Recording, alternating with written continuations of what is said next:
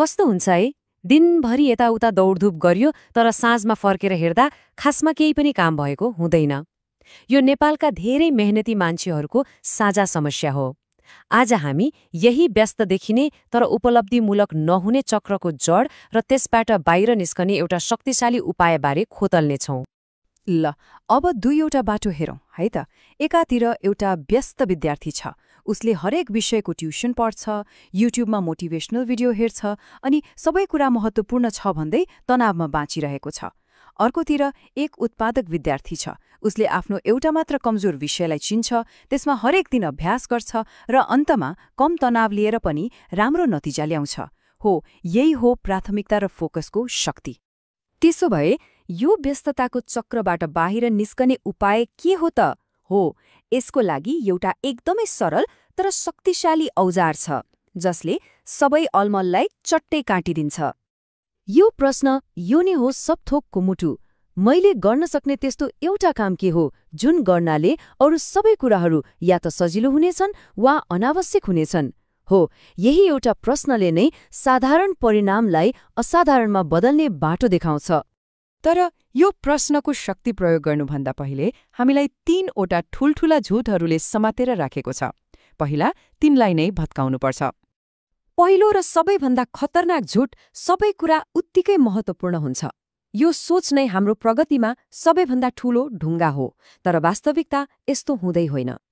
यहाँनिर एउटा गजबको नियमले काम गर्छ जसलाई 80-20 को नियम भनिन्छ।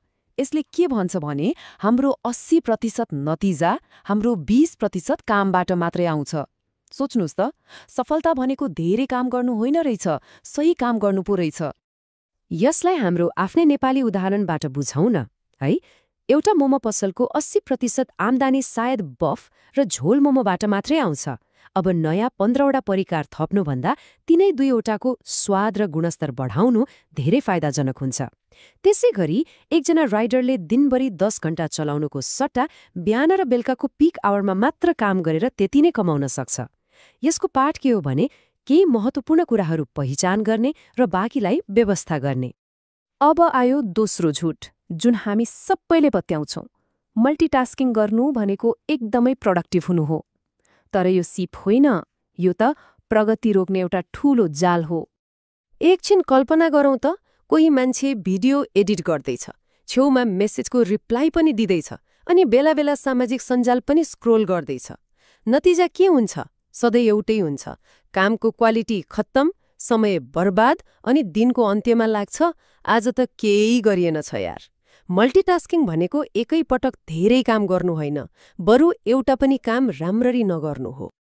यो स्लाइडमा हेर्नुस् त, कति राम्रोसँग देखाइएको छ। दुईजना युट्युबरको कथा। एउटा छ क्रिएटर ए जसले कहिले ट्रेन्डिङ टपिक, कहिले भ्लग, कहिले मेम, जे भेट्यो त्यही बनाउँछ। अनि अर्को छ क्रिएटर बी जसले एउटै कुरामा मात्र ध्यान दिन्छ, नेपालीमा किताबको सारांश। 6 महिनापछि के हुन्छ होला? क्रिएटर बीको एउटा छुट्टै फ्यान बेस बन्छ, एल्गोरिदमले पनि उसको च्यानललाई चिन्न थाल्छ अनि सफलताको बाटो खोल्छ। र तेस्रो, अन्तिम झुट, इच्छा शक्ति जहिले पनि हुन्छ। हामीलाई लाग्छ नि, मन लागेपछि जहिले पनि काम गर्न सकिहाल्छु नि, तर यो सत्य होइन।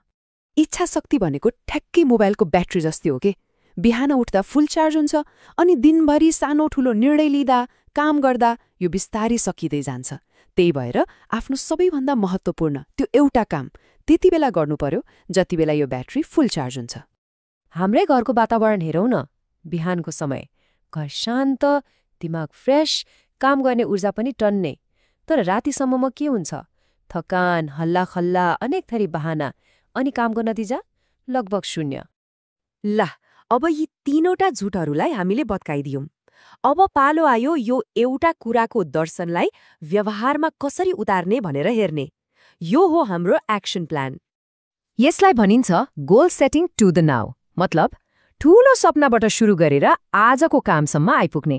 ल मानौ कसैको सपना छ आर्थिक रूपमा स्वतन्त्र हुने। अब यसलाई आजको कामसम्म कसरी जोड्ने त?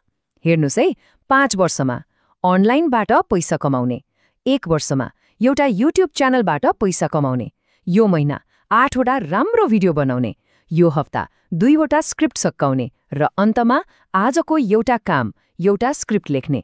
देख्नुभयो, यो डोमिनो जस्तै हो। आजको एउटा डोमिनो ढलेन भने सिङ्गो योजना नै ढल्छ। अब त्यो एउटा कामलाई सुरक्षा पनि त चाहियो नि, होइन र? हो, त्यसको लागि एउटा किल्ला बनाउनुपर्छ जसलाई टाइम ब्लकिङ भनिन्छ।